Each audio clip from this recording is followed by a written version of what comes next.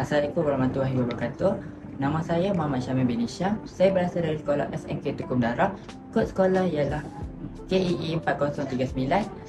Saya berasal dari Kampung Damai Kodang Kedah. Saya anak nombor 3 daripada 4 adik-beradik. Hari ini saya akan berkongsi tentang dadah janji manis airnya menangis.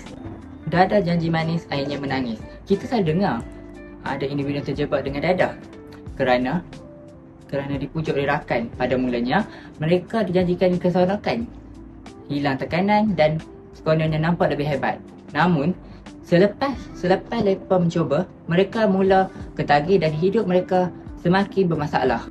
Apabila dadah mula masa idyllik, pelajaran kita akan tak abad, display merosak dan hubungan dengan keluarga juga boleh menjadi renggang.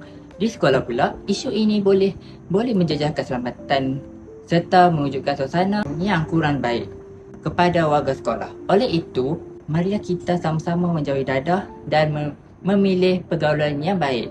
Jangan mudah terpengaruh dengan janji manis yang hanya membawa padah.